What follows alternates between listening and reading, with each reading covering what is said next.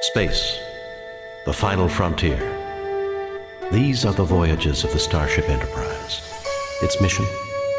To explore strange new worlds, to discover new life and new civilizations, to boldly go where no man has gone before.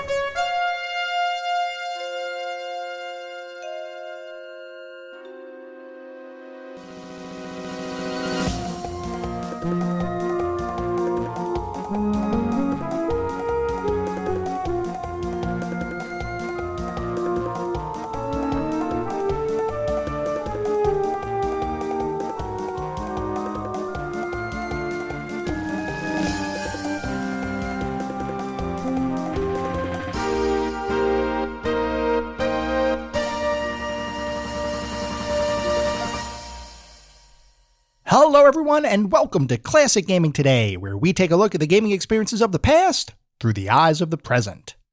I am your host Tony, and today we're going to look at Star Trek 25th Anniversary, a point-and-click adventure title, developed and published by Interplay and released for the MS-DOS computer platform in 1992, with a port to Mac OS following in 1993, an Amiga port in 1994, and a CD-ROM re-release for DOS, also in 1994. We're going to talk about that game in just a couple minutes, but first, as is usual, just a little bit of housekeeping up front. This is episode number 146, and it is yet another special episode because this is another Patreon-sponsored episode. This one is sponsored by Marek. Marek did record a message for all of us to listen to about why he chose Star Trek 25th Anniversary for today's episode. So Marek, take it away. Acting Captain's Log, Stardate. I'm guessing Tuesday or something. It's not like I have a network connection to check these things, and I'm not so far gone that I'm going to do the level of math needed to figure that out. Continuing, this is Lieutenant Commander Ann Marek, having assumed command of the shuttle that I've christened the USS SSS, and given the field designation of NCC 4237. Having assumed command of this shuttle just prior to the loss of my previous post, I've set out on a mission of discovery, in hopes of finding a new job with less interfamily squabbling, no space wizards, and preferably one that has a shielded reactor core. I've been joined by a single crewmate, a remote targeting droid I've named Boyd, because Wilson doesn't fit the rhyme scheme. We're 3 months into our mission, and crew morale is low. Mr. Boyd, please note the time and record that I once again am reminding myself that from now on, to always check the maintenance logs of any vessels I commandeer in the future, especially records involving the hyperdrive's functionality. I know you don't have any arms, but this entire thing doesn't work if I'm doing it all myself, now does it? And that is why you're the ensign, and I'm the lieutenant commander. Now, have I told you about my love of Star Trek growing up? Glad to hear it. So, when I was a kid in the 1980s and 90s, I was a huge fan of space travel, with my dad filling me full of stories of the moon landings and the successes and tragedies of the NASA Space Shuttle program. I discovered that a local UHF station was playing a show in the afternoon about the time I got home from school named Star Trek. Now, I was kind of interested in the show, although it was a bit slow for my tastes, but my dad then introduced me to the movies, which were all great for my younger tastes, except for the fifth one. That one was terrible. I ended up becoming a pretty big fan of the show, and when Next Generation began, my dad and I would watch the new episodes every Sunday night. It was kind of a bittersweet time because not only was it usually a great time with my family, it also signaled the end of the weekend and the return to school the next day. Yeah, I know I like school, but I still like the weekend more. Also, there was some years where I really didn't like school due to the fact that I was the kind of kid who liked Star Trek, computers, and video games, and lacked the social graces to express these opinions in a way that didn't put a giant target on my back with certain, shall we say, less interested parties. So on top of that, I also tended to spend my Saturday mornings with my dad at his work, where he was an electrical engineer, and I was a kid who got paid $10 to mow the office yard and trim the hedges.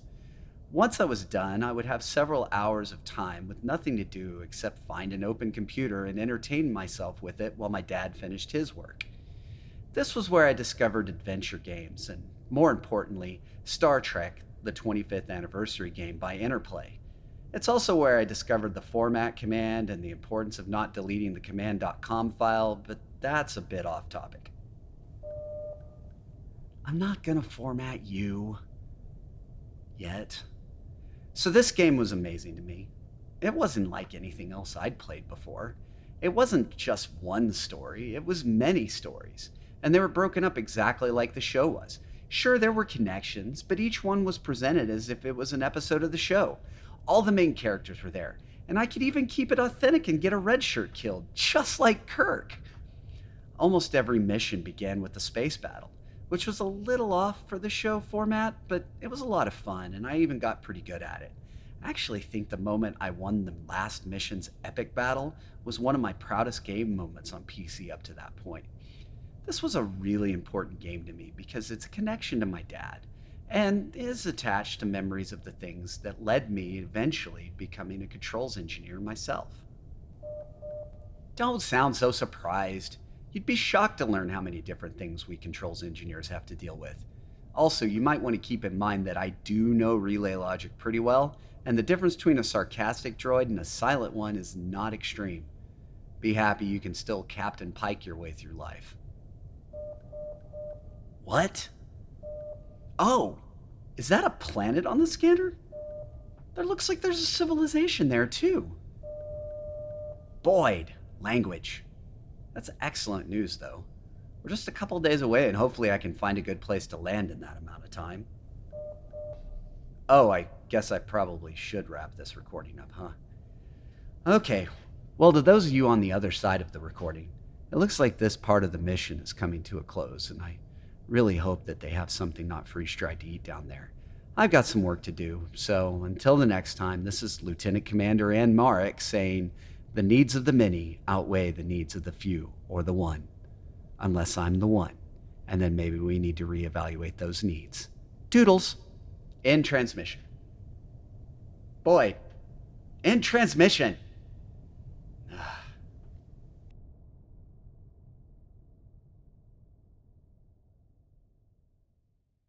Thank you, Marek, for your message, your sponsorship, and your support. And I can say that I, for one, am definitely looking forward to seeing what new adventures in the Marek Extended Universe, or MEU, come up next. I am definitely curious to see what happens there. If you would like to sponsor an episode or just talk about classic games and technology in general, I would love to hear from you, and there are a few ways you can reach out. I have an X account with the handle @ClassicGamingT. I have an email address, which is classicgamingtoday@gmail.com, and we have our Discord server. The link is in the show notes. Discord is the best way to get in touch with me and the rest of the community around this podcast. We have a ton of fun out on Discord. We do weekly and monthly gaming challenges, prizes, awards, discussions. It is all out there. I highly encourage you all to check it out. I also highly encourage you to check out our Patreon. It's patreon.com/ClassicGamingToday. If you want even more Classic Gaming Today goodness, including a Patreon-exclusive bi-weekly podcast expansion pack, patreon.com/ClassicGamingToday is where it's at. I'd also like to give a shout-out to our Pantheon patrons. They are ISO, Rich Senewald, David Morton, Sam Twardowski, Sean Oliver, and Maximus Marshall, Steve Novoselic, Wendell Jr., Chris Snowden, The Bay 101, Toucan Sam, Super Smashburger, Christopher Fose, Grayor, and Marek.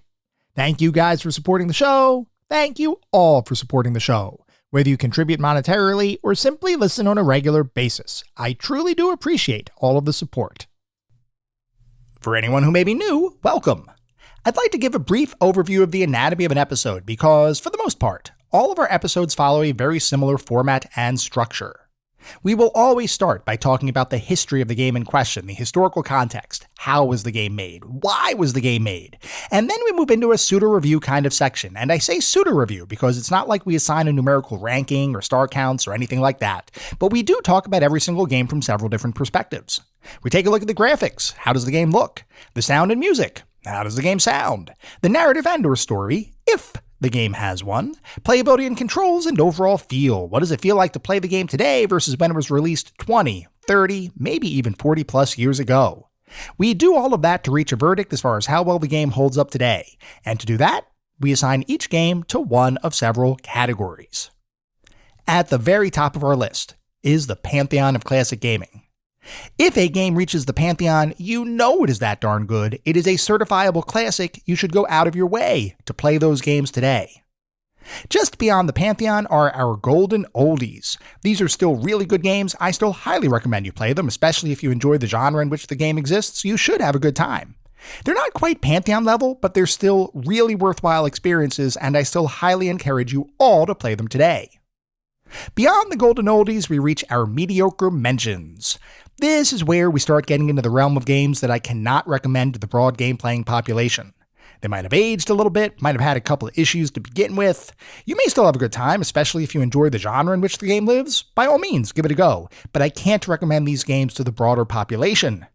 And then beyond the mediocre mentions, we reach the footnotes. These are the games that are best left in the annals of history.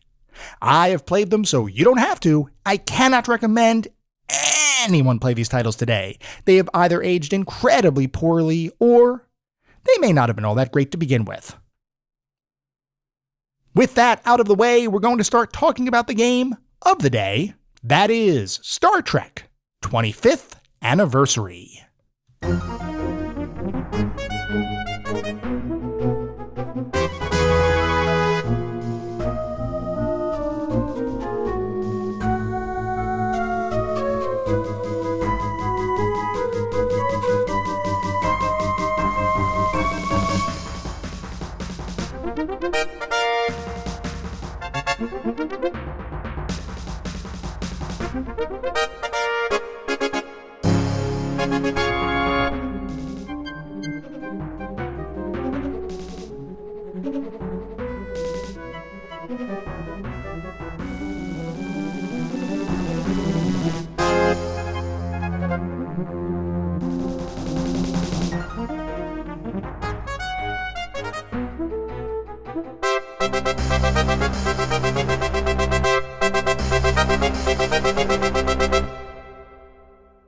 Star Trek 25th Anniversary is a point-and-click adventure title, developed and published by Interplay and released for the MS-DOS computer platform in 1992, with ports to both macOS and Amiga following in later years, and eventually a CD-ROM re-release for DOS back in 1994. Before we can talk about Star Trek 25th Anniversary, we need to take a step back to discuss the property on which the game is based, that being, of course, the science fiction mega franchise Star Trek. Nowadays, it's hard to imagine a world without Star Trek and its pervasive message of peace, partnership, and hope. And the franchise has, over time, expanded to encompass countless television shows, movies, remakes, spin-offs, toy product lines, and, of course, games of all types. So much so that Star Trek has become one of the most well-known media properties in the entire world. Star Trek did not begin its life as a media juggernaut, though. Instead, it slowly but surely rose to prominence through the continued effort and persistence of its creator, Gene Roddenberry.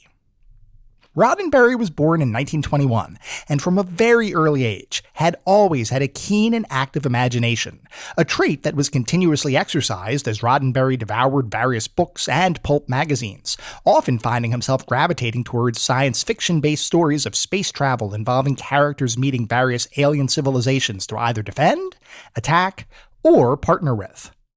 These stories of daring and exploration helped Roddenberry pass the time as a young child, which incidentally was a period of time before television, though Roddenberry's creative and imaginative talents made it so that even if he wasn't seeing the action play out on a television screen, he was, in fact, still experiencing those stories in his mind's eye, as the words on each page transformed into a sensory feast for the eyes, at least within the confines of Roddenberry's own brain. As Roddenberry began to get older, he decided to focus his attention on more real-world, tangible pursuits, as opposed to creative endeavors, though he would never lose the spark of imagination that pervaded his early childhood years.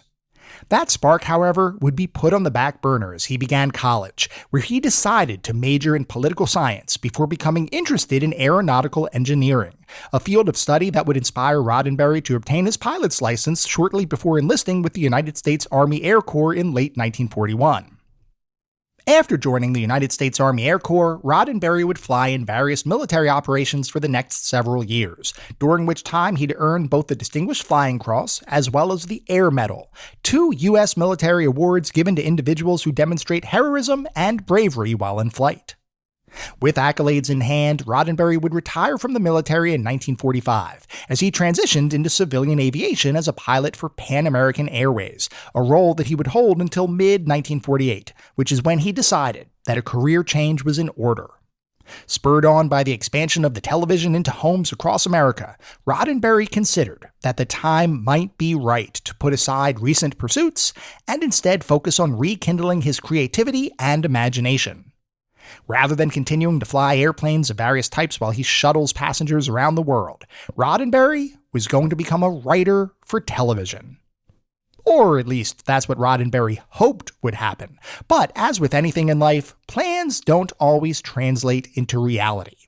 And in fact, Roddenberry's first job after being a pilot with Pan Am was anything but television-focused, as he would join the Los Angeles Police Department, or LAPD, in 1949, beginning in the traffic division before being transferred to the newspaper unit 16 months later.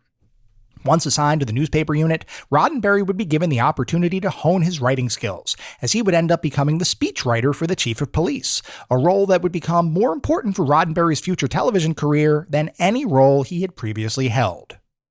In addition to his speechwriting responsibilities, Roddenberry would also become the liaison between the LAPD and the popular television series Dragnet, a police procedural show that was created to portray dramatized versions of real police procedures, cases, and crimes, with many of the show's episodes based on real-world situations and encounters that police officers encountered in their day-to-day lives.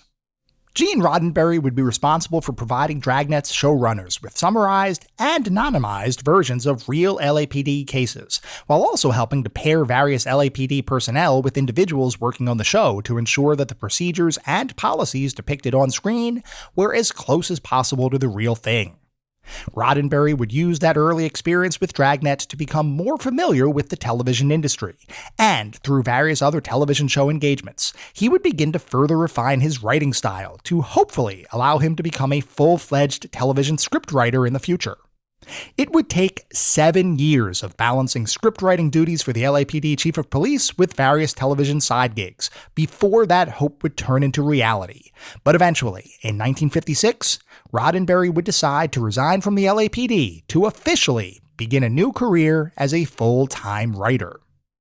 As Roddenberry began to reignite the imagination and creativity that had formed the foundation of much of his childhood, he came to the sobering realization that making a career out of writing for television was much harder than he had ever imagined. Sure, Roddenberry would maintain steady employment without much issue, and he would even receive an occasional accolade here and there, like when he won a Writers Guild of America award in 1958 for his work on an episode of the popular Western series Have Gun, Will Travel.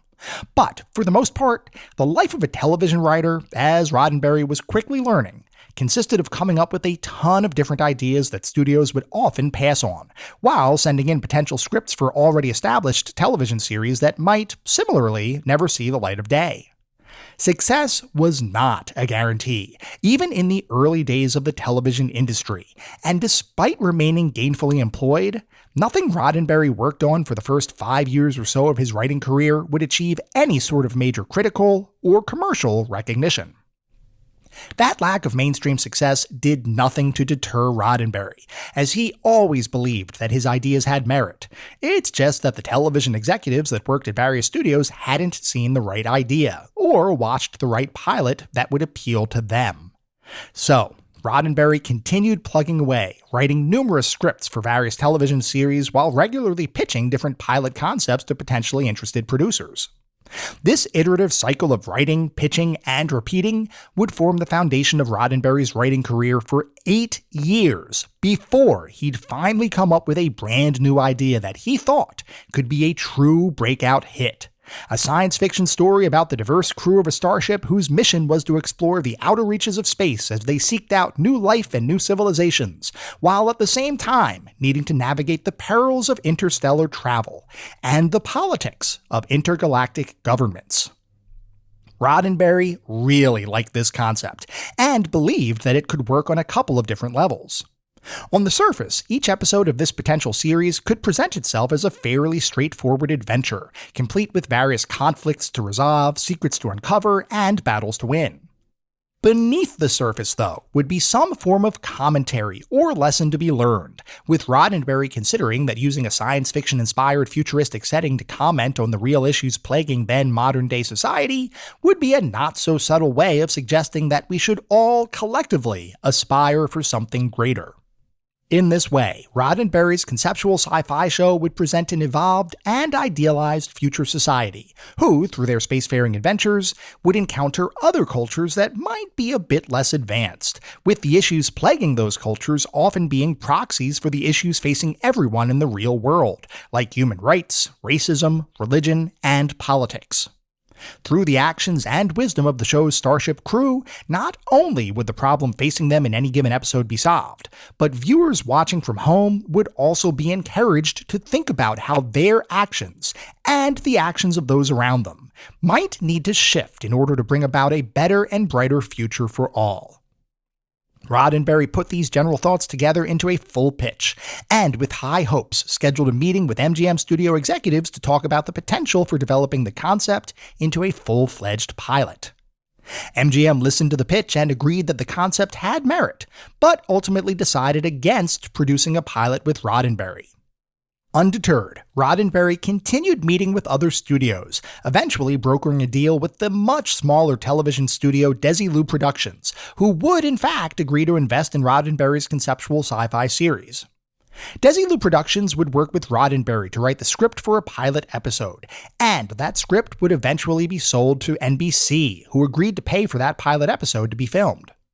Luckily for all involved, filming went off without a hitch, and after some normal post-production work, NBC executives would be invited to a screening of the pilot, in the hopes that they would agree to fund the development of a full show.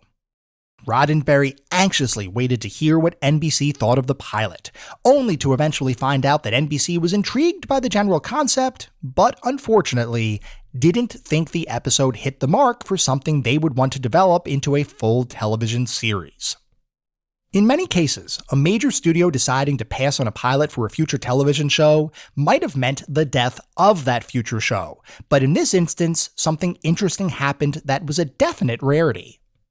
NBC didn't think the pilot as it currently existed was all that appealing. But they still believed in Roddenberry's sci-fi concept, so much so that the studio agreed to fund a second pilot, effectively giving Roddenberry a do-over. Recognizing that this might be the last chance he'd have to sell his sci-fi concept, Roddenberry dedicated himself to creating the best possible pilot he could, writing a brand new script with a brand new story while changing and replacing a number of characters in order to improve on the areas he believed to be deficient in his first attempt. Roddenberry would eventually complete work on the second pilot, and upon showing it to NBC executives, it wouldn't take long before they collectively agreed that yes, Roddenberry's concept should in fact be turned into a show, one that would eventually be added to the studio's fall 1966 television schedule. With that decision, the show that would eventually come to be known as Star Trek officially entered production. While Star Trek would only run for 3 seasons, and would unfortunately not garner significant viewership or ratings during its initial run, success would eventually follow when the show entered syndication in the early 70s, a period of time that saw Star Trek gain a cult following that would eventually explode into a mainstream pop culture phenomenon, so much so that by 1976, Star Trek would be widely recognized as one of the most popular television shows in the world, and one of the most successful science fiction media properties ever created, despite the fact that no new episodes of the show had been created in almost 7 years. In fact, the show would attain such a degree of success that it would eventually spawn an entire subculture within the broader population, with so-called Trekkies seeking out opportunities to continue experiencing Gene Roddenberry's unique vision for the future in any way they could, including fan conventions, television spin-offs, full-length feature films, novelizations, comic books, toy lines, live-action role-playing groups, and, most pertinent to our discussion today, interactive video games. The earliest Star Trek titles would be created shortly after the original series ended production, with the first Star Trek game ever made being a text-based strategy title called, it was simply called Star Trek, as you might expect. Now, the interesting thing about Star Trek the game is that it was not in any way an officially licensed product, a fact that today would have been met with a cease and desist notice almost immediately. In the Wild West-like computer industry of 1971, though, Star Trek the game would end up facing literally no legal resistance, as the concept of computer games in general was still relatively new, and the guidelines for how to deal with games using other individuals' intellectual property hadn't yet been codified. Which meant that 1971's text-based Star Trek title was free to spread across the computer landscape of the time, an admittedly much smaller landscape than what we have today, but still one that, especially as it relates to various academic institutions and universities, was fairly sizable despite the lack of an established personal computer market. While nobody would be playing Star Trek at home yet, simply because home computers didn't really exist yet, students and other individuals in academic settings would begin to experience their very first interactive Star Trek adventure. And even beyond experiencing their first interactive Star Trek adventure, more ambitious and technically inclined individuals would begin experimenting with that Star Trek adventure, with a number of enhancements and ports being written for the game. So much so that over time, the various iterations and versions of Star Trek would end up being so pervasive that it became hard to find a computer that didn't have a copy of Star Trek, or Super Star Trek, or Apple Trek, or Stellar Trek, or any number of other permutations of the game installed on it.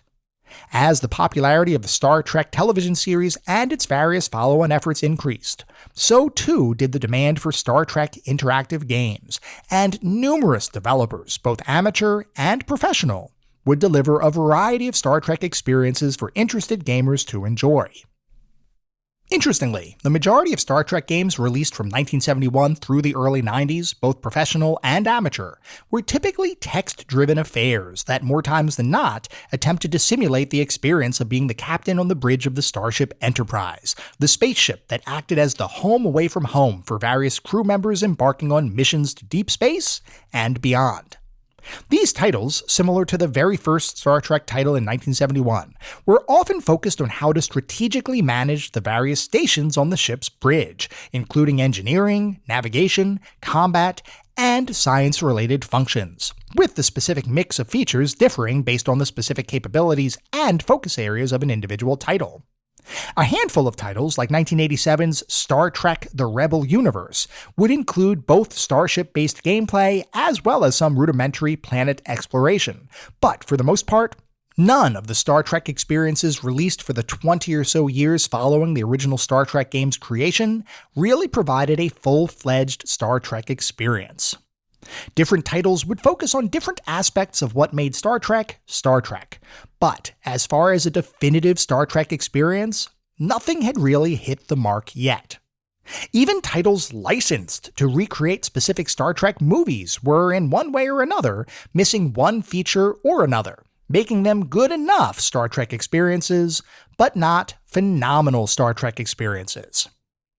This would all change as the 25th anniversary of the original Star Trek television series approached in the early 90s.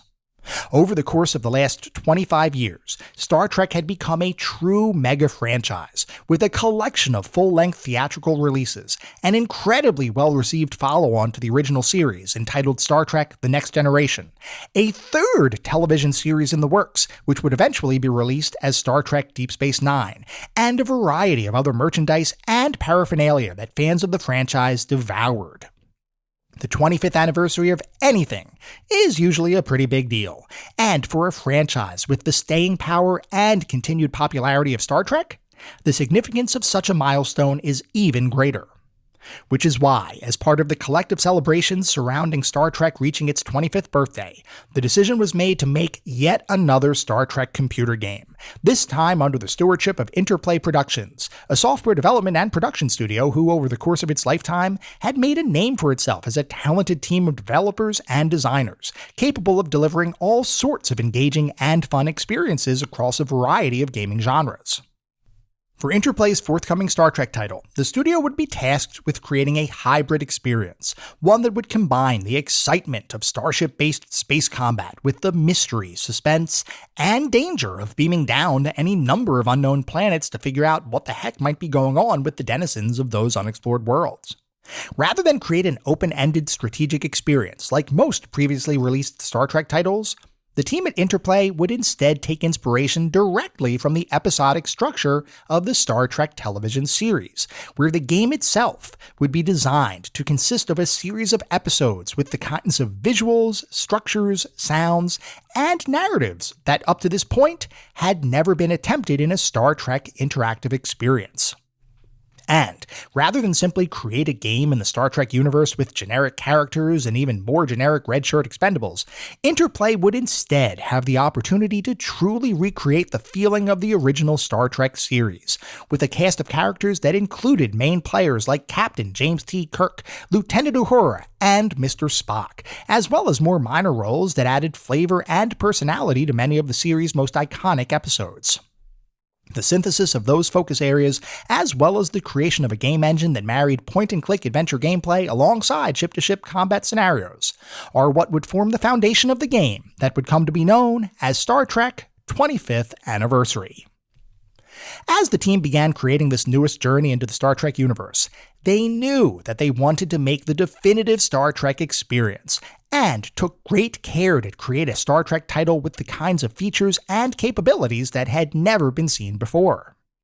The team would end up using the Star Trek license to great effect, as they were able to source various sound effects and music directly from the original series to use as the basis for the creation of the synthesized soundtrack and digitized effects that would end up being used in the game, while also gaining access to various production artifacts and artwork, each of which would be used to assist Interplay's artists with recreating the look and feel of the show, complete with the entire original cast, albeit in digital form. Beyond the graphics and auditory environment, the team would also place great attention on the creation of the game's narrative, which would be designed as a multi-episode story arc, with each episode able to stand alone as a singular experience, while also being part of a bigger whole that would, to a degree, mimic the structure of a television show season. Across every aspect of the game's development, the overarching goal, from top to bottom, was to make players feel like they were experiencing a true Star Trek adventure, a sentiment that the team hoped would be enhanced by the collective efforts of the talented staff that was assigned to work on the game. The first version of Star Trek 25th Anniversary would release on 3.5-inch floppy disks for the MS-DOS computer platform in 1992, and in the eyes of critics and gamers alike, would deliver the kind of Star Trek experience that had never been replicated in a computer or video game. For many people, this was the definitive Star Trek experience, and for all intents and purposes, every Star Trek title that preceded this entry in the franchise paled in comparison to the quality and attention to detail of Star Trek 25th Anniversary. In many ways, Star Trek 25th Anniversary represented the best possible version of an interactive Star Trek experience, and for countless Trekkies and other interested gamers, this was pretty much as good of a Star Trek title as anyone could have possibly hoped for. Interestingly though, Interplay had one more trick up its sleeve that gamers and fans of the time did not expect. Like I just mentioned, the original version of Star Trek 25th Anniversary was released on 3.5-inch floppy disks, the standard storage medium of the early 90s, but one whose dominance was slowly being eroded by the newer and more capable CD-ROM disks that bleeding-edge developers were using to deliver the kind of multimedia games and experiences that players had truly never seen before. While Interplay had, by all accounts, succeeded in delivering an outstanding Star Trek experience, the team was curious. What if they could make the game even better by using the storage capacity of CD-ROM disks to provide, for the first time ever, a fully voice-acted Star Trek experience, complete with every single member of the main cast reprising their roles for the game, along with full recorded, professionally voice-acted dialogue for every minor character you might encounter as you play the game? This obviously sounded like something that would be too good to be true, which is why critics, gamers, and Trekkies alike were elated to hear that Star Trek 25th Anniversary was being re-released as a CD-ROM title, with original cast members like William Shatner, Leonard Nimoy, and DeForest Kelley lending their voice acting talents to the game, a move that Interplay believed was the missing piece in making the title not just an amazing Star Trek game, but a truly phenomenal Star Trek experience. I'll relay my own personal opinion as to how well the cast's voice acting captured the essence of the show in just a little bit. But suffice it to say, Interplay really did attempt to pull out all the stops in order to create a Star Trek experience that was worthy of the 25th anniversary of the show. Upon its release, the CD-ROM version of the game would receive even greater acclaim than the floppy disk version, with critics declaring the game to be light years beyond the original, and truly the best Star Trek game ever created. Fans likewise agreed, and over the course of less than 2 years following its release, the game would sell over 300,000 copies, a ridiculous number for a point-and-click adventure title made by a studio that, while talented, wasn't really viewed as a major player in the adventure game space.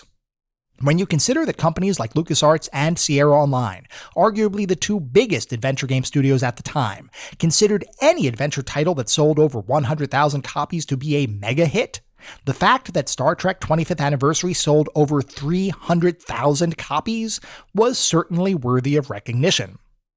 Now, obviously, the Star Trek license certainly helped with those sales figures, but the simple fact is, there had been plenty of Star Trek titles released over the years, none of which rose to any degree of prominence from a commercial perspective.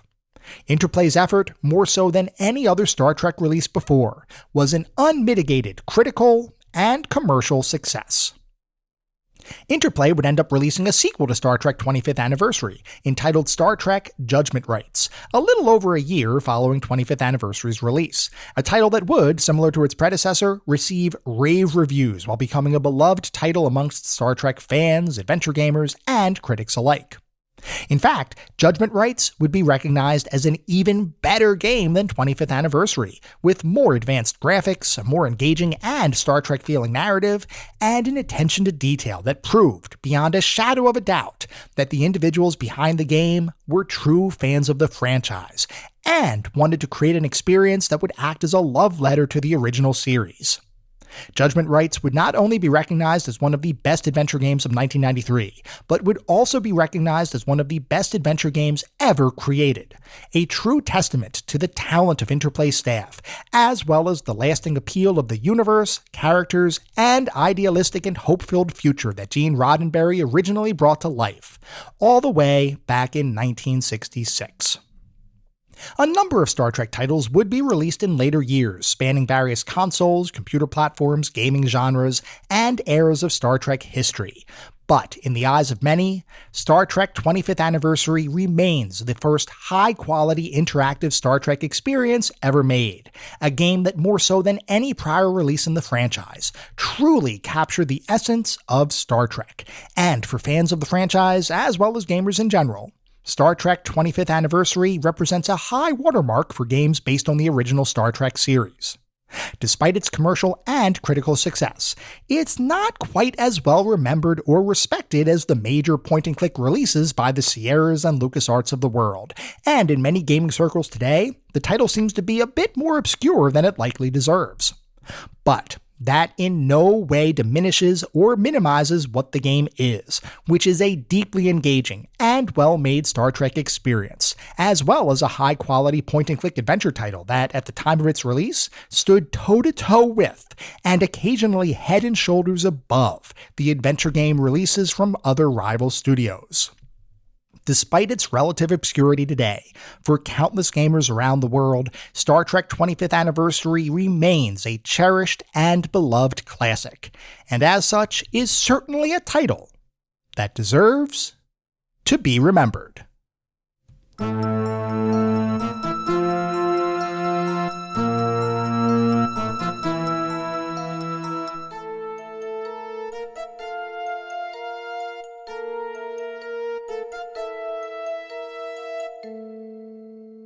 We are now going to shift to start talking about what it feels like to play Star Trek 25th Anniversary today versus when it was released over 30 years ago.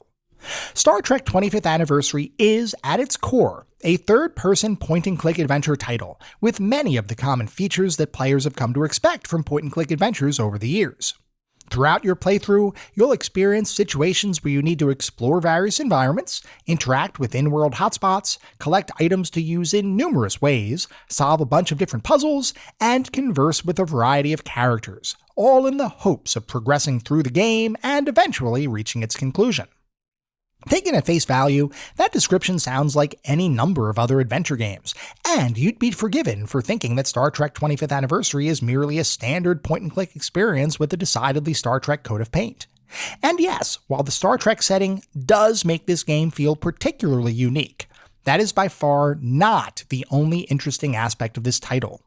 In fact, I'd go so far as to say that Star Trek 25th Anniversary actually did a ton of things that no other adventure game at the time or since really focused on. And in many ways, Star Trek is a dramatically more impressive game than its competitors as a result, at least in terms of its overall feature set. While the execution of those features didn't always hit the mark, at least for me, you can't underestimate the game's ambition and scope, which is, in the words of the immortal Spock, fascinating. So let's talk about the game. The first thing to mention is that Star Trek 25th Anniversary is quite possibly one of the best licensed titles to ever be created, and is most certainly one of the best Star Trek games I've ever had the pleasure of playing. I cannot overstate how much Star Trek 25th Anniversary feels like Star Trek, and in the process, it creates an experience that is instantly intoxicating for anyone who may be a fan of the original series, or just Star Trek in general. That intoxication is driven by the way the game adopts and shines a spotlight on what it means to be a Star Trek experience, both in major, very visible ways, as well as in little areas that show an attention to detail that deserves to be commended. The game itself is split into 7 different episodes, which are effectively the equivalent of individual television episodes from the original series.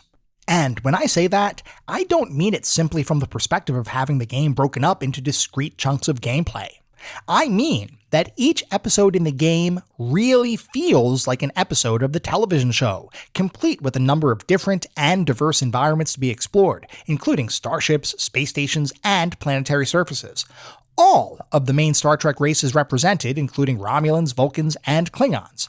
A number of characters ripped straight from prior episodes of the television show, all of the science fiction pseudoscience that you'd expect, and perhaps most importantly, all of the original cast returning to reprise their roles, at least in the CD-ROM version of the title, which is the one I ended up playing for this episode. Even beyond the more visible aspects of each episode, like the locations you'll explore or the characters you'll interact with, each individual episode's story is 100% a Star Trek tale, with an overarching theme and ultimately some lesson to learn that will hopefully make you think well beyond the initial scope of the episode. And actually, it probably makes sense to go over the general structure of each of these episodes, and in the process, we'll see very clearly why Star Trek 25th Anniversary is a unique, engaging point-and-click adventure experience.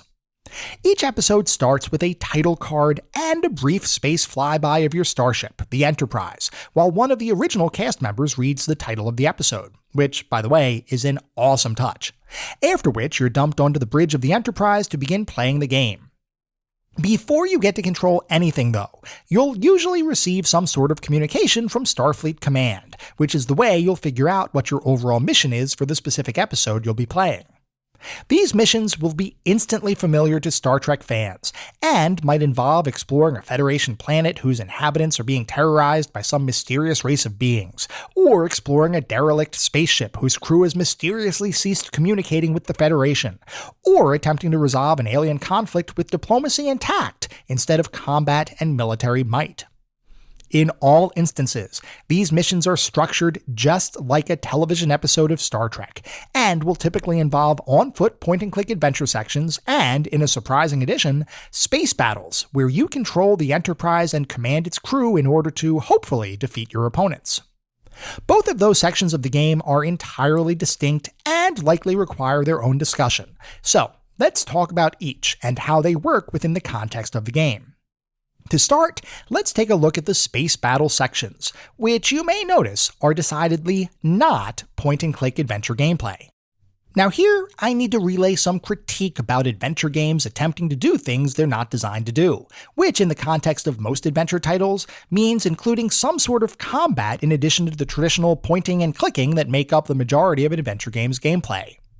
I've been fairly critical of adventure games including action sequences, like in Fate of Atlantis, where you need to fight certain guards with your fists rather than your wits, or in Full Throttle, where you have to complete a section of the game riding on the back of your motorcycle and using various weaponry to defeat opponents you may ride past along the road. In both of those and other instances, I've complained about the fact that adventure game engines are typically not designed to facilitate gameplay outside of traditional point-and-click mechanics, and in almost every situation where non-traditional adventure gameplay is included with one of these games, I have very rarely thought that the overall game is better because of it. Star Trek, unlike most adventure games that might tack on some action-oriented mechanics to the base experience, actually seems to have designed its space combat in such a way that it doesn't feel tacked on at all, but almost feels like a distinct experience itself, which means that it avoids the common pitfalls of other adventure games I just talked about. And here, all you need to do is look at the depth of gameplay, at least in comparison to other action sections of point-and-click adventures, to see how Star Trek did things very differently than most games. You can think of Star Trek's space combat as being almost like a light bridge simulator kind of experience, in that you can communicate with your various crewmates, all of whom have specialties corresponding to the station on the bridge that they're working, and have them execute specific commands in support of your mission. But the level of depth never really gets all that detail-oriented. Talk to Uhura as an example, and she'll attempt to communicate with whatever vessels might be nearby. Sulu might be able to raise and lower your shields. Chekhov will be able to activate your weapon systems. Spock is filled with various bits of scientific knowledge and trivia, and Scotty is able to fix any system or subsystem on the ship. While all of these crewmates are taking orders from you, your job is to find and neutralize whatever enemy ship may be attacking you, and here the game uses an interface that is pretty standard for less simulation-centric space combat experiences, in that you use your mouse, joystick, or keyboard to move your ship, the numbers on your keyboard to set the speed of your vessel, and have access to a radar screen of sorts that shows any enemies as a dot, with your ship being represented as the center of that radar screen. Which means your goal is to make the enemy ship dot appear in the center of the radar, which further means that you can now see the enemy on your ship's display, which even further means that you can now attempt to shoot it with your phasers, using your left mouse button, or your photon torpedoes using your right mouse button. As you fight your enemies, you may take damage to any number of areas of your starship, which, like I mentioned, can be repaired by asking Scotty to fix those damaged areas, though in the heat of battle, those repairs oftentimes don't feel all that impactful, except for the final fight of the game, which we will talk about shortly. Otherwise, for the majority of the game's space combat, you'll be facing one-on-one fights, and after you get used to the mode's controls and how to issue commands to your crewmates by using the appropriate keyboard shortcuts, which is infinitely faster than pressing tab to gain control of your mouse cursor and then clicking the appropriate crewmate, you'll probably have a fairly easy time dispatching whatever enemy the game throws at you, be them Romulan, Space Pirate, or Constitution-class starship. As I played through the space combat portions of the game, which, like I mentioned, often happen before and occasionally after a given mission's on-foot segment, I began to realize that despite the simplicity of the flight controls and the one-on-one nature to the game's combat, I was actually having a fair amount of fun, which is something I legitimately did not expect to happen. I had read various notes on online message boards that suggested that the space combat for the game was convoluted and difficult to control, but I didn't experience that at all. To the contrary, I really enjoyed the space combat sequences, and even though a couple could become tedious, like trying to deal with a constantly cloaking bird of prey, I always felt roughly in control of my ship, and with some careful navigation and targeting, I was able to win my battles and continue to progress throughout the game. That's how I felt about the space combat until the very final fight of the game, at which point you're required to defeat not one, not two, but 3 different enemies at the same time, all of whom have fairly impressive firepower that, if you let them, will decimate your ship in short order. I cannot properly express how much I disliked this final battle, not simply because the difficulty spike was crazy, but also because having to fight multiple enemies at the same time exposed the fact that the space combat engine was, at the end of the day, not all that great, or at least couldn't adequately handle a multi-ship combat encounter. Your navigation and targeting abilities are fine for dealing with a single enemy, but 3 at the same time? You'll feel like the game is trolling you with its own version of a Kobayashi Maru scenario that will seem intended to defeat you mercilessly. Now, it's not like that final battle took a ridiculous amount of time to overcome, as I think I spent maybe 45 minutes or so stuck on that one before I finally figured out a strategy to be successful. In this instance, I'm not complaining about the difficulty of the encounter. I'm complaining about the fact that the game didn't adequately prepare me for the encounter, or provide the right quality of tools and interface elements to manage that battle in an effective way. To go from a game full of one-on-one encounters and then get dropped into a 3-enemy skirmish at the end of the game was simply incredibly frustrating and unexpected, and I feel like this is an area of the game that could have been refined a bit. In fact, it would have arguably been more epic to have that final battle be a one-on-one encounter, and while I can't share my reasoning for that assertion without giving away a very late-game spoiler, if you've played the game, you may be able to piece together why I feel the way I do. Anyway, outside of the space combat section of the game, which is for the most part surprisingly decent, the vast majority of your playthrough will be on-foot sections where you get to see Star Trek 25th Anniversary's unique take on the point-and-click adventure formula. Right out of the gate, you'll likely be impressed by just how closely these sections mirror Star Trek the television show, as you're not just responsible for controlling a singular character, but are instead responsible for an entire away team, made up of series stalwarts like Spock, Dr. McCoy, and, most amusingly, a random red shirt-clad crew member, which, if you've ever seen Star Trek the original series, you'll recognize that wearing a red shirt on an away team mission is effectively the equivalent of becoming a Madden cover athlete. Things are not going to turn out so well for you most of the time. Rounding out that party is another character who you control directly, the legendary Captain James T. Kirk, and with that party of 4, you'll be tasked with solving any number of issues and problems facing various characters and species throughout the game. And here, I've got to give a special shout out once again to just how Star Trek-y this whole thing feels. Walking around an alien planet, exploring an abandoned starship, uncovering the secrets of an autonomous moon with esoteric controls. All of this feels so right given the context of the property on which the game is based that it brought a smile to my face for just about my entire playthrough. The storylines, the scenarios, the characters, the major plot devices, everything is 100% Star Trek, and I appreciated how much the development team took inspiration from and replicated the Star Trek source material from a storyline, environment, and lore perspective. Even the act of pointing and clicking your way through the game is a very Star Trek experience, with various devices like your science and medical tricorders acting as a pseudo-deep examine of various objects, hotspots, and people, and your crewmates acting as a form of living inventory item that can themselves be used to solve various puzzles in the game. As an example, if you come across anything based on science or technology, like an ancient alien computer, you're probably going to want Spock to take the lead there, as his duties as a science officer are tailor-made to decipher those esoteric technologies. At the same time, if you come across a person in need of medical assistance, you better ask Dr. McCoy to take the lead, because he's the only person with the right medical knowledge to actually help rather than hurt that person. And if you click on the red shirt, you can get a random phrase repeated back to you, but otherwise, red shirts, just like Star Trek the series, are useless, and serve as cannon fodder in the event you need someone to take a phaser to the face instead of you.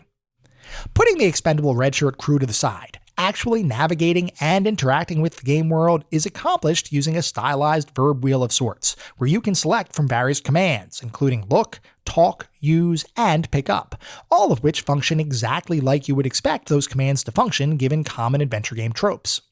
What doesn't work quite the same as you might expect is your ability to walk around a scene, which is for some reason very limited in comparison to nearly every other adventure game I've played. You know how in most adventure games, if you see a spot on the ground near you, you can almost certainly click on it to move your character there, whether it provides a benefit to you or not? Well, not so in Star Trek 25th Anniversary, as your overall movement feels constrained to only certain specific areas of each given scene, most of the time being limited to only areas of a scene that serve some overarching purpose. This took me a while to get used to, as it constrained the otherwise free movement that is fairly typical of most adventure titles, and to be honest, it kinda irritated me a little bit, because it is one of those things that is so simple to get right that I legitimately can't understand how the development team got it wrong. Another thing the team got wrong, at least some of the time, is the design of interactable hotspots on certain screens, as well as screen transitions from one screen to the next in certain situations, both of which serve to make the game more difficult than it should have been, not because the puzzles were particularly tricky, but more so because the game required a very specific action or specific section of a screen to be clicked in order to accomplish the very obvious action that you knew the game expected of you. To illustrate a couple examples, let's take a look at a late-game area involving a transporter room that you'll need to eventually use. When you get in the room, you'll see a nearby computer, which Spock informs you is how you would use that transporter to go from your current location to a different location.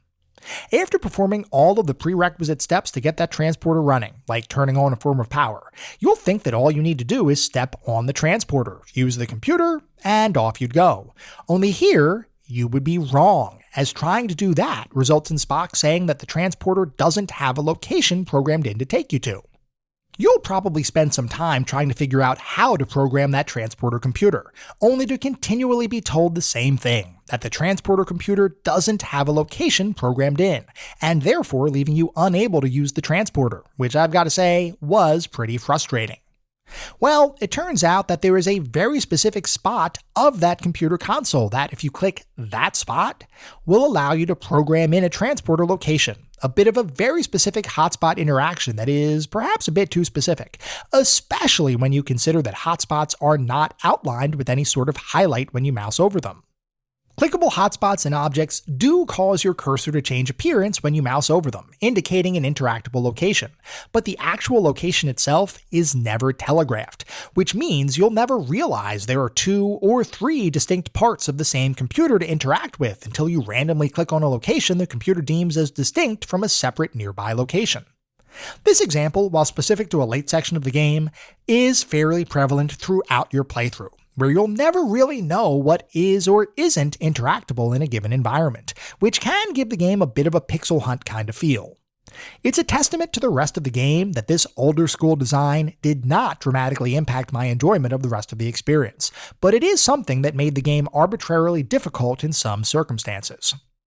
This general lack of signposting interactable locations and objects can also apply to the act of navigating between screens, where you'll never know if you can navigate to a different section of a screen until you actually walk over to it and magically get whisked away to an adjoining screen. You know how in many adventure games, the edge of the scene transition causes your mouse to change to a different icon as a way of showing you that a scene transition is available there?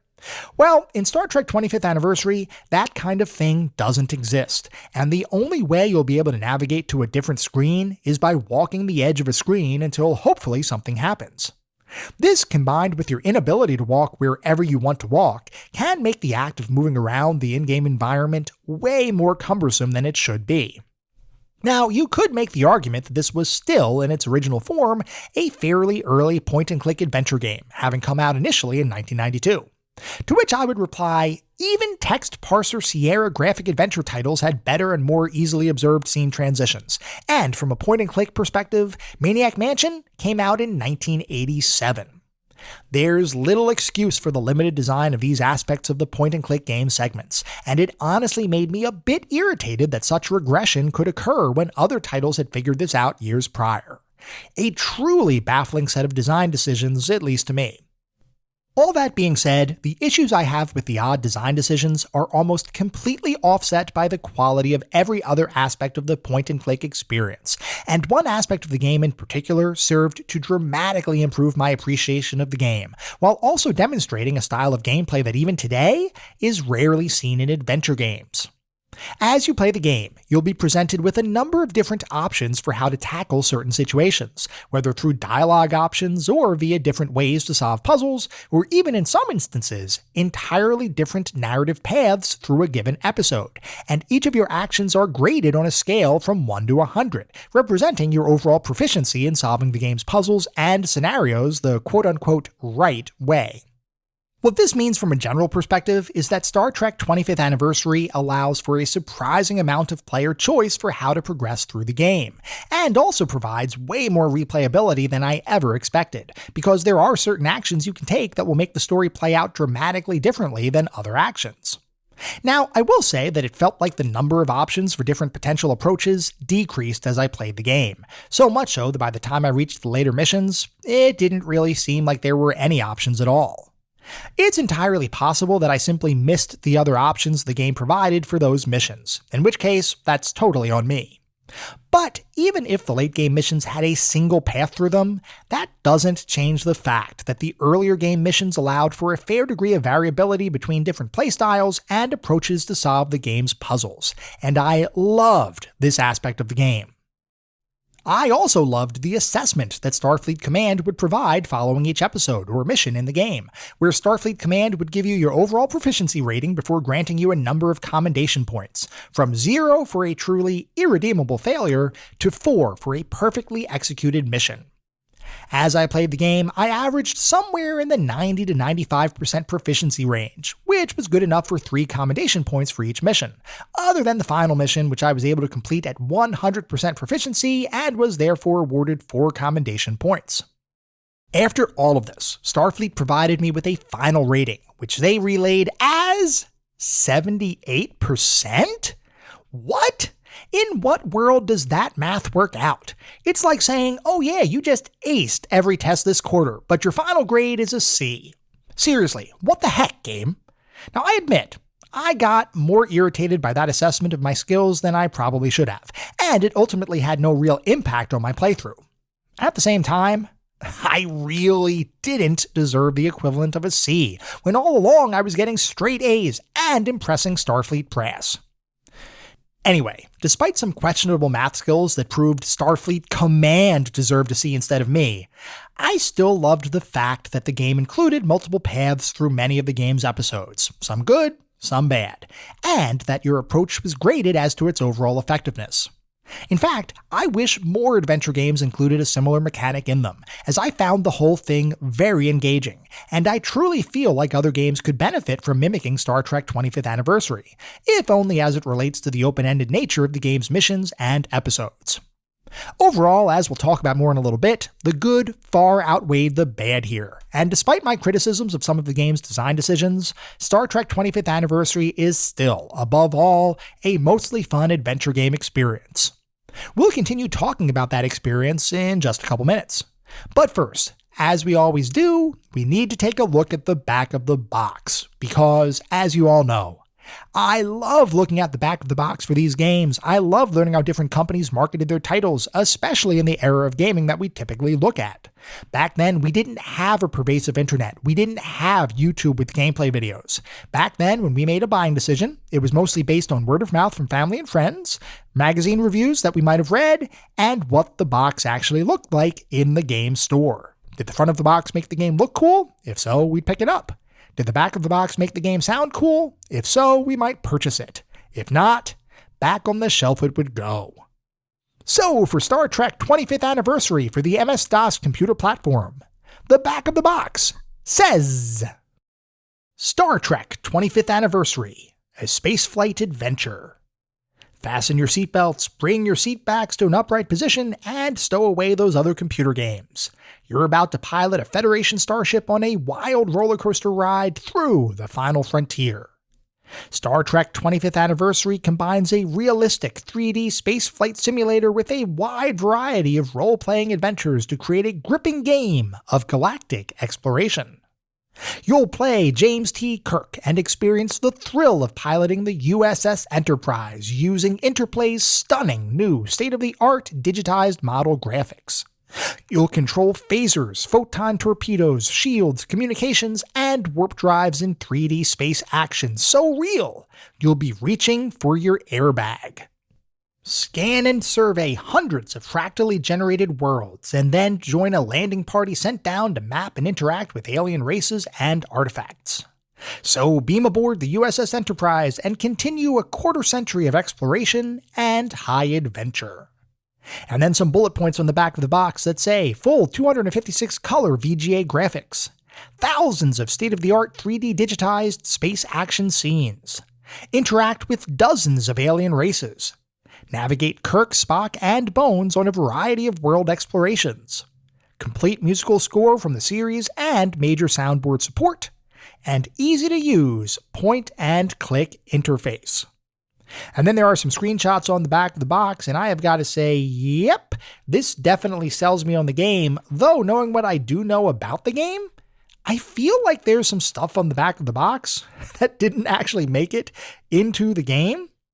The whole thing about surveying hundreds of fractally generated worlds, interacting with dozens of alien races, I'm not so sure.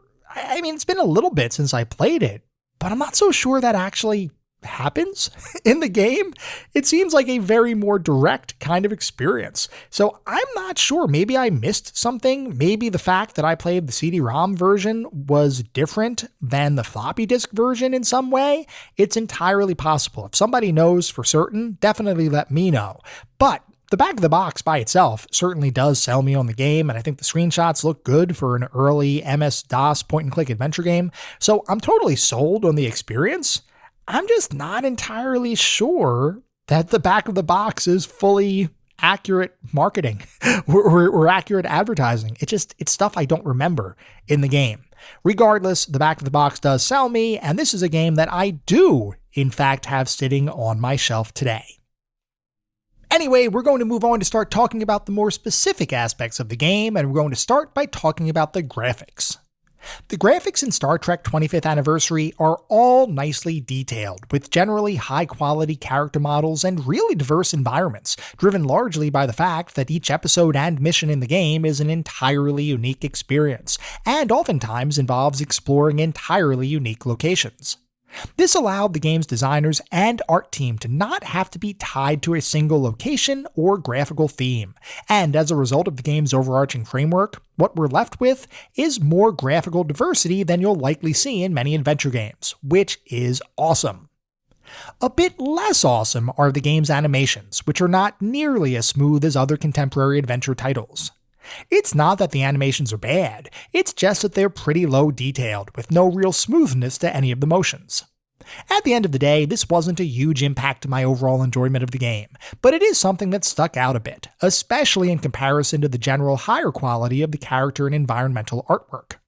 The only other item to mention as it relates to the graphics is the game's space combat section, which takes place in a pseudo-3D space environment that is unfortunately pretty low detail, with very low quality ship, planet, and satellite models used for each of the objects you could potentially encounter while exploring the vastness of space.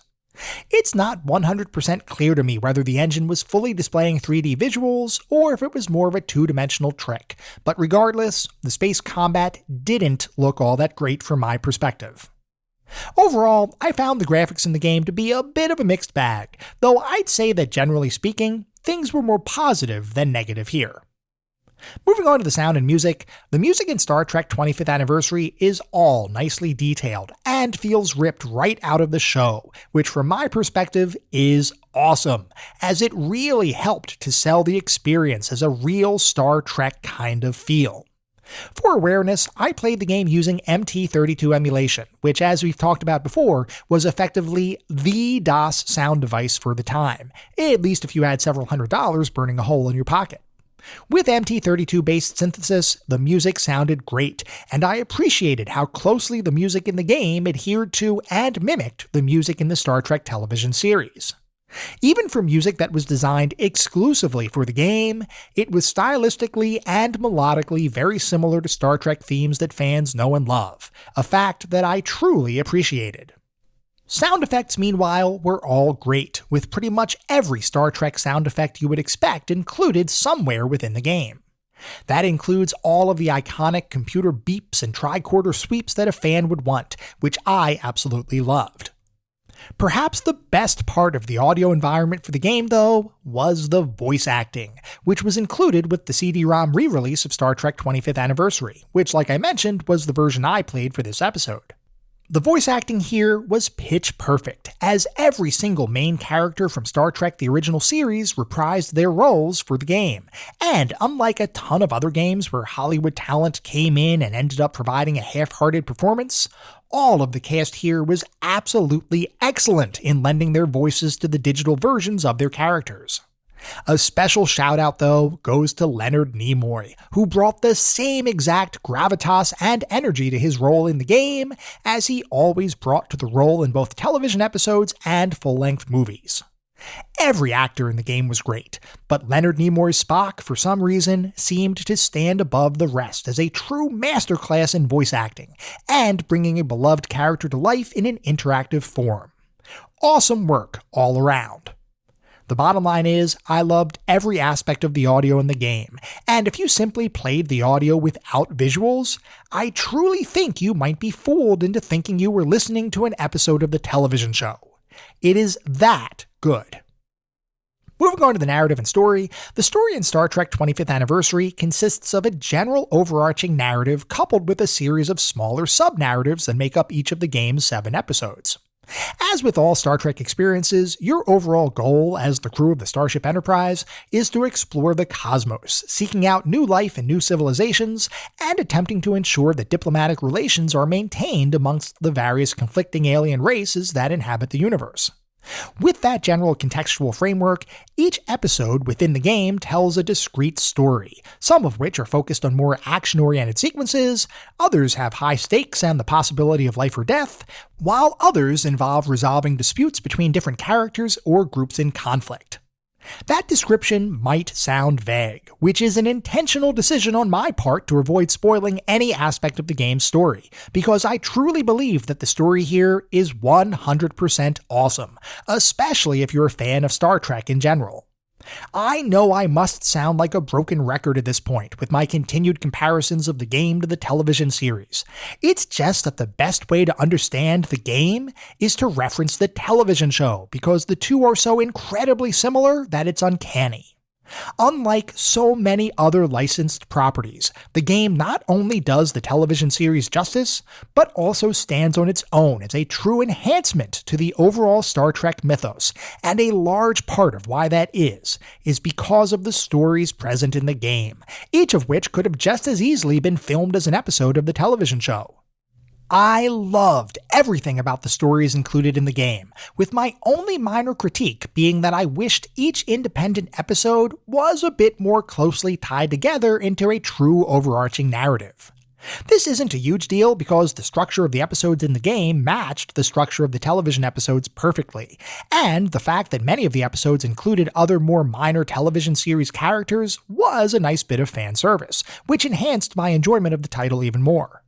It's just that when I play a game, I kinda expect a more integrated narrative experience. From my understanding, 25th Anniversary sequel, Judgment Rights, does exactly that, with a focus on individual episodes that are integrated into a broader, cohesive narrative thread. I need to play that game in the future, but for now, I'll just say that Star Trek 25th Anniversary's individual episodic stories were terrific, if only just a little disjointed from a broader perspective. Moving on to the playability and controls, we already talked in depth about the game's controls and general playability, so I'm not going to rehash all of that here. What I will say, though, is that the general controls and interactivity of the experience are the one area where I felt the game was let down by a bit of a more subpar design. Like we talked about, the combat section of the game was mostly solid and surprisingly enjoyable, outside of the final mission, which was excessively difficult for no reason other than the fact that the game doesn't provide you with the right controls and gameplay depth to really address more challenging encounters. Outside of that one battle, though, no real complaints here. The adventuring section of the game was more of a mixed bag, with puzzles that I greatly enjoyed, but scene design that could sometimes be a bit cumbersome to navigate and interact with. We've looked at a ton of adventure games from the big adventure industry players of the time, and while each one had their own pros and cons, there were some general adventure game rules that most of those titles adhered to. It felt like Star Trek 25th Anniversary tried to do its own thing rather than mimic those other games' designs, which by itself isn't a bad thing. It's just that some aspects of the design, like the inability to walk everywhere in a scene, and the density of certain hotspot sections of the screen without any appreciable way of telling when one hotspot ended and another began, made the adventure portion of the experience a bit more tricky to interact with than what a seasoned adventure gamer would expect. As I've said before, the good far outweighs the bad here. It's just unfortunate that the entire experience couldn't have been smoothed out just a little bit. If it had been, I think we'd have been looking at one of the better adventure experiences out there. As it stands, though, it doesn't quite reach the heights of many of its adventure game peers. That being said, this is still Star Trek, and it is by far one of the best representations of that universe in digital form, which at the end of the day is what this title is really all about. So, what is our verdict on Star Trek 25th Anniversary? Well, I will admit, I wrestled with this one a bit, because on one hand, this is one of the best Star Trek games ever made, a true labor of love to bring a beloved franchise to the digital frontier, and as a Star Trek game, I loved it. On the other hand, if I divorce myself from the Star Trek license and my own feelings about that license, I have to admit that there are some design flaws that are only acceptable because of how awesome the game's designers recreated the feeling of starring in your own Star Trek adventure. Without the delicious Star Trek flavor permeating the entire experience, I probably would have been much harsher on those design flaws. But, luckily for us all, this is a Star Trek game, and it's an awesome one at that. Combining that fact along with the design issues I've already mentioned, I feel confident in my conclusion that Star Trek 25th Anniversary is a solid addition to our list of golden oldies. If you have even a passing interest in Star Trek, especially the original series, you need to play this game. If you have an interest in seeing how a licensed video game can actually deliver a quality, engaging experience, unlike the licensed shovelware that we typically see, you need to play this game. If you're looking for a new adventure game to spend some time with, and you don't really like Star Trek, that recommendation becomes a bit trickier, though I will say that if you go into the experience with an open mind, you'll still find a lot to like here. It's just not quite as smooth of an experience as the true industry-leading adventure games you've probably played. Regardless, Star Trek 25th Anniversary is still, by and large, a great game, and as such is undeniably deserving of its spot as the newest member in our collection of golden oldies.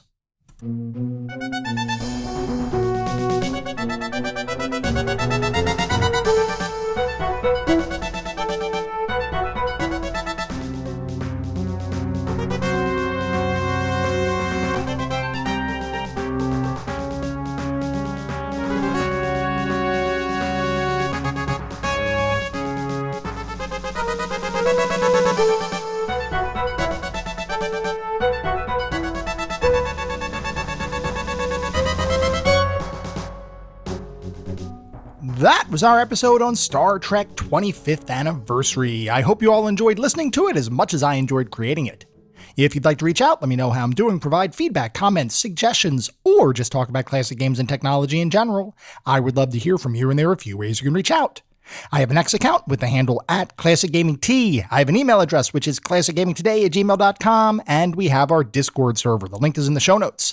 Discord is the best way to get in touch with me and the rest of the community around this podcast. We have a ton of fun on our Discord. I highly encourage you all to check it out. I also highly encourage you to check out our Patreon. It is patreon.com/ClassicGamingToday. If you want even more Classic Gaming Today goodness, including a Patreon-exclusive bi-weekly podcast expansion pack, patreon.com/ClassicGamingToday is where it's at. Before we sign off for the week, I do want to mention that our next episode is going to be focused on Soul Calibur, so feel free to write in if you have any particularly fond or not so fond memories of that experience. At the same time, I recognize you're likely listening to this podcast on any number of podcast services, and if you would feel so inclined, it would be great if you could leave me a review. This is not about trying to bolster star counts. This is not about trying to harvest a ton of 5-star ratings, though if that happens, awesome, it means we're doing something right. No, what it's really all about is trying to deliver the best possible podcast I can. The only way to do that is to get feedback from all of you, the listener community, to make sure I am hitting the mark and delivering the content you all want to listen to. We get new listeners every single day, which is simply amazing. I want to continue to grow this community and continue to make the best possible podcast I can. We'll be back in around a week with our next episode focused on Soul Calibur. Until then, remember, sometimes the games of the past are just as good, if not better, than the games of today. Goodbye, everyone.